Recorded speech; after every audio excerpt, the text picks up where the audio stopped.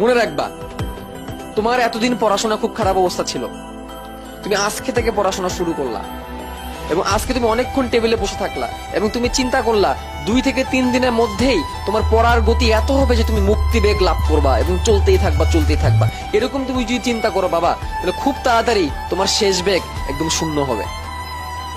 কিন্তু তুমি যদি অল্প অল্প অল্প অল্প বেগ নিয়ে তুমি যেতে থাকো, আস্তে আস্তে অ্যাসিলারেশন করতে থাকো, আস্তে আস্তে তোমার যদি গতি বাড়তে থাকে, একটা সময় তোমার গতি এমন হবে যে তুমি মুক্তি বেগ নিয়ে পড়াশোনাটাকে চালা যেতে পারবা। কিন্তু তুমি যদি চিন্তা করো যে আজকে আমি শুরু করছি, আজকে আমি একদম হাই স্পিডে চলতে থাকবো, আজকে আমি একদম 8 ঘন্টা পড়ে ফেলবো, আজকে আমার প্রোডাক্টিভিটি একদম 80% হবে, তাহলে বাবা খুব তাড়াতাড়ি তোমার থেমে যাওয়া লাগবে। কিন্তু তুমি 10%, 15%, 20%, 25%, 30%, 35%, 40% করতে থাকো, একদিন ছেড়ে তোমার 90% যাবে ইনশাআল্লাহ। বাট সেজন্য তোমাকে ধৈর্য ধরতে হবে।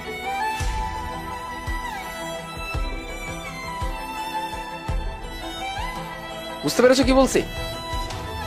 মনে রাখবা, একটা ডিম ফুটে বাচ্চা বের হওয়ার জন্য মিনিমাম 21 দিন সময় লাগে। এই 21 দিনের মাঝখানে তুমি যদি মুরগিটাকে তুলে বারবার চেক করো ডিম বাচ্চা হয়েছে কিনা, ডিম থেকে বাচ্চা হয়েছে কিনা, ডিমটা নষ্ট হয়ে যাবে, বাচ্চা ফুটবে না, বাচ্চা আসবে না সেই ডিম থেকে। তেমনি তুমি আজকে পড়তে বসে 1 সপ্তাহ পরে যদি তুমি জাজ করো তোমার পড়ার কত প্রোডাক্টিভিটি কতটুকু বেড়েছে, তাহলে হবে না, তুমি ডিপ্রেসড হয়ে যাবা। তোমাকে সময় দিতে হবে, তোমাকে পড়ার টেবিলে বসে থাকতে হবে 1 মাস, 2 মাস, 3 মাস, চতুর্থ মাসে তুমি যে অবাক হবা, যেখানে কিনা তোমার প্রথম দিন তুমি 1 ঘন্টা পড়তে পারতা না, তুমি 10 ঘন্টা বসে থাকলে তোমার আউটপুট আসতো 1 ঘন্টার, সেখানে দেখবা তোমার আউটপুট 4 মাস পরে চলে এসেছে 6 ঘন্টার। এবং সেই সময় তুমি বুঝতে পারবা কন্টিনিউয়াস পড়াশোনার গুরুত্ব কতটুকু।